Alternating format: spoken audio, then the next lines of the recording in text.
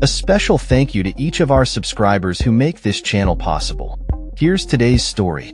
In a significant move aimed at mending ties with the European Union, British Prime Minister Keir Starmer arrived in Brussels on Wednesday for his first official visit since taking office. This trip marks a pivotal moment in the Labour Party's efforts to redefine the UK's relationship with the EU after the tumultuous Brexit years. Starmer's agenda includes a formal meeting with European Commission President Ursula von der Leyen, where he is expected to outline his vision for a more collaborative future between the UK and the EU. The backdrop of Starmer's visit is steeped in the contentious history of Brexit, which saw the UK exit the EU in 2020 under then Prime Minister Boris Johnson. The decision was met with widespread division and has continued to be a polarizing topic in British politics. Starmer, who supported remaining in the EU during the 2016 referendum, is now faced with the challenge of forging a new path that acknowledges the realities of Brexit while seeking to improve bilateral relations. Ahead of the Brussels meeting, Starmer expressed his determination to move past the Brexit years, emphasizing the need for a pragmatic and mature relationship with the EU. His visit comes after a series of bilateral discussions with key European leaders, including French President Emmanuel Macron, German Chancellor Olaf Scholz, and Italian Premier Giorgia Meloni. These meetings have raised eyebrows, as some observers noted the absence of a prior visit to Brussels despite the public announcement of a new start in UK-EU relations. David McAllister, the German chair of the European Parliament's Foreign Affairs Committee, remarked on the significance of Starmer's visit, suggesting that it symbolizes a shift in tone between the UK and the EU. However, he also cautioned that the road ahead may be challenging, requiring significant effort to rebuild trust and cooperation.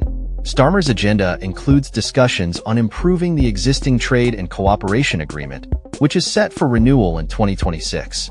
Key points of negotiation may include a new security pact with the EU, a veterinary agreement to ease border checks on agricultural products, and mutual recognition of professional qualifications. However, Starmer has been clear about his red lines, stating that there will be no return to the European single market or customs union, nor will there be a reintroduction of freedom of movement. Political analysts have noted that Starmer must present a clear plan to the EU to ensure that his government's ambitions are met.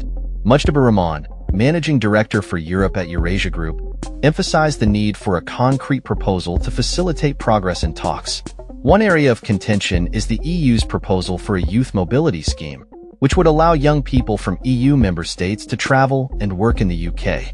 Starmer has rejected this idea, fearing it resembles the freedom of movement that was a major point of contention during the Brexit campaign.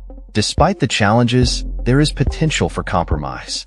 The EU's ambassador to the UK, Pedro Serrano, has downplayed the youth mobility scheme as a stumbling block, suggesting it could be likened to a gap year without granting EU citizens the right to work in Britain.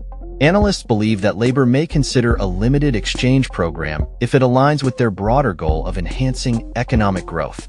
As Starmer's discussions in Brussels unfold, the European Commission has characterized the meeting as the beginning of an important conversation, indicating that substantial work lies ahead in defining the future relationship. An EU diplomat noted that the initial talks would focus on broad themes rather than specific agreements, highlighting the need for ongoing dialogue and negotiation. As the UK navigates this new chapter in its relationship with the EU, all eyes will be on Starmer and his ability to balance the demands of both sides.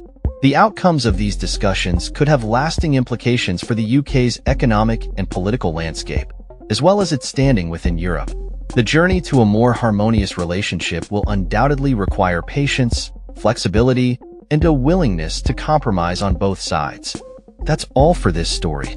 We upload videos every day covering many different subjects, so hit that subscribe button to stay informed. Thanks for watching.